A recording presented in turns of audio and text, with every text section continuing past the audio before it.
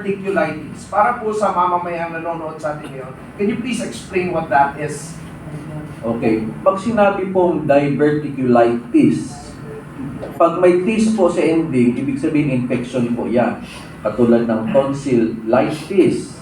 So diverticulitis is an infection. Marites. Oh. Pagka wala pang infection, ang tawag po doon ay diverticulosis. So ano muna yung diverticulosis?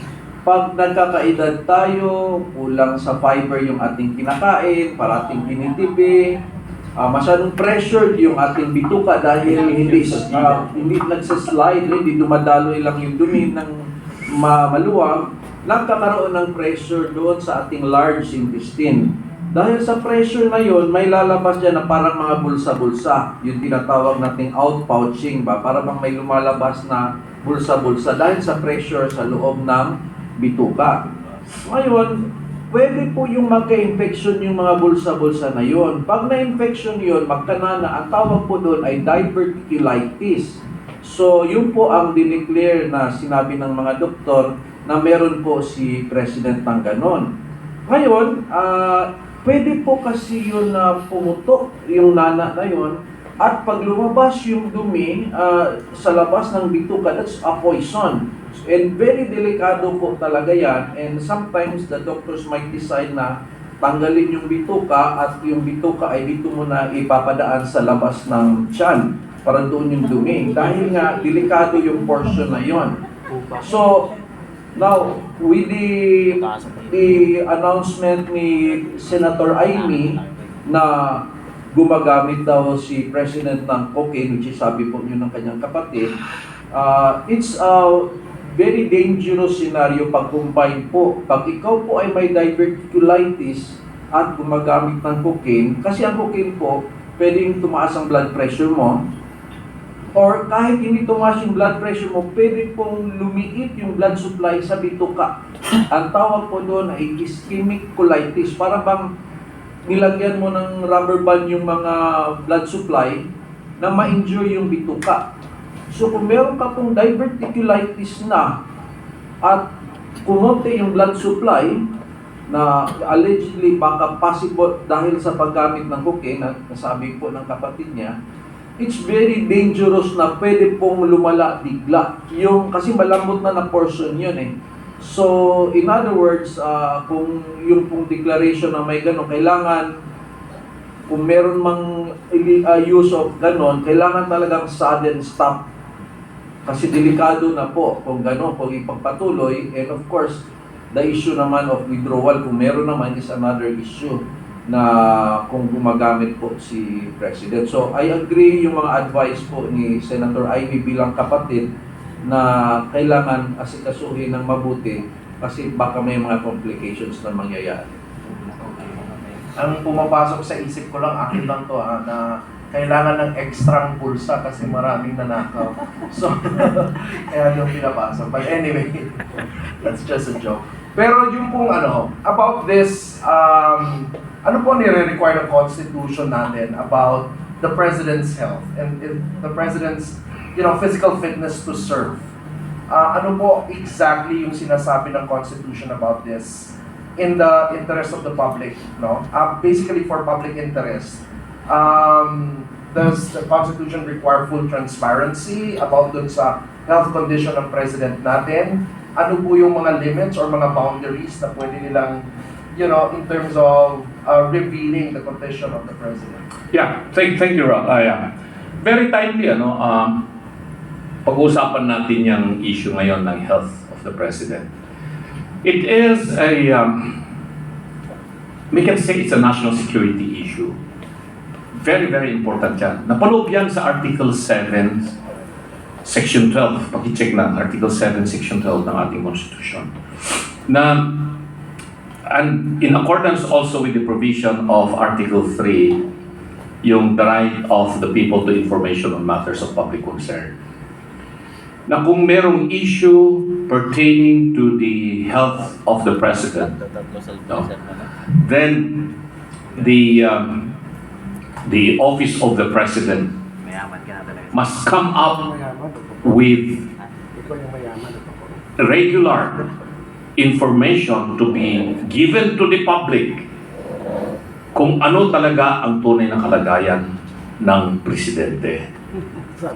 And the cabinet members so concerned must not be deprived of their duty and obligation to see to it or to even confer with the president kung ano ang kanyang kalagayan. More particularly those who are involved in national security like the Secretary of National Defense, the National Security Advisor, the Chief of Staff of the Armed Forces of the Philippines, and the Chief of the Philippine National Police.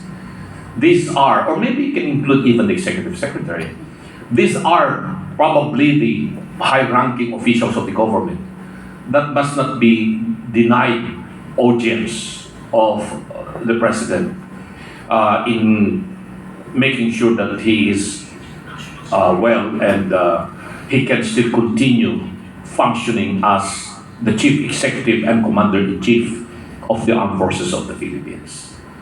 Ngayon, may karapatan ba tayo na mamamayang Pilipino, ordinaryong mamamayang Pilipino? Malaman natin, meron. Kasi nakapaloob yan sa provision po ng Article 3 ng ating Constitution. We have the right to information on matters of public concern.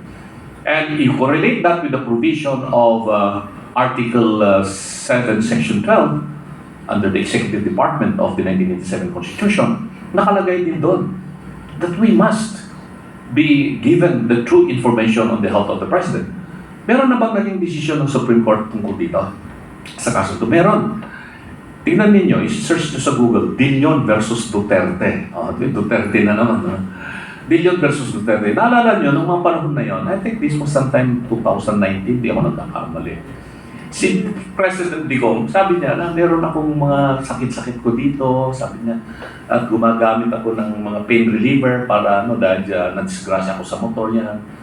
So somebody filed a case in the Supreme Court. Ito ngayon yung case ng Dillon versus Duterte na kaso. At doon sinabi ng Supreme Court na it is the right of the people to know the real health condition of the President. And it is the obligation of the office of the President to inform the public of what the real condition of the President.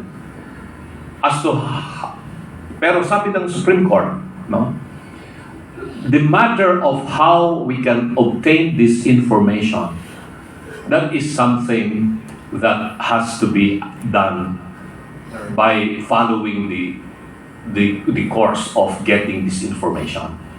But for us to be denied of the true condition of the President, hindi pwede na gano'n ang mangyayari. So any citizen of the Philippines can now demand from the office of the President the medical records of the President. So kung iniisip nyo siguro Dr. Mata or Atty. Lambino or Penny Vilmote can write a letter to the office of the President demanding the release of these medical records of the President as to his real condition. Kasi alalahanin natin, this is not just an ordinary issue. It is a national security issue. It is now a concern of all the Filipinos. Bakit national security issue? Siya nga kasi ang Commander-in-Chief of all the armed forces. Marami pa naman nagsusulsol, mga Marisol, na paghiwalay na tayo sa China at magkaroon na ng kaguluhan. Parang magkaroon ng kanilang direksyon na yata, no? Masyado nilang pinapalaki itong hidwaan natin sa West Philippine Sea, itong mga ibang mga tao na gusto na talagang pumasok. Ang tatapang at saka ang lalakas ng loob. Sabi nga ba't kayo matatapang na gusto niya makipaggulo sa China? Bakit hindi kayo matapang pag ang pinag-usapan natin corruption sa gobyerno na yun ang mas mahalaga na pag-usapan? Samantalang hindi naman tayo gigirahin ng China o hindi tayo ang mauuna. Nagsabi pa na isang mambabatas na demanding China to respect the Philippines. Tanong ko, can China also demand the Philippines to respect China? Sabi ko, hayaan natin yung Department of Foreign Affairs na sila ang mga siwat magsalita tungkol doon sa usapang panlabas natin. Huwag tayong mag-isawsaw, lalo-lalo na yung mga mambabatas na hindi nila masyadong naiintindihan ang mga protocols pagdating po sa diplomatic relations. Kasi iyan po ay isang napakamaselan na usapin ang foreign relations. Hindi yan basta-basta ibinibigay sa isang ordinaryong Pilipino lamang. Kaya, dyan sa House at saka sa Senate, hopefully, yung mga mamumuno dyan sa mga committee ng foreign affairs or foreign relations, ay sana yung mga mambabatas na merong malawak na kaalaman pagdating po sa usaping diplomasya. That's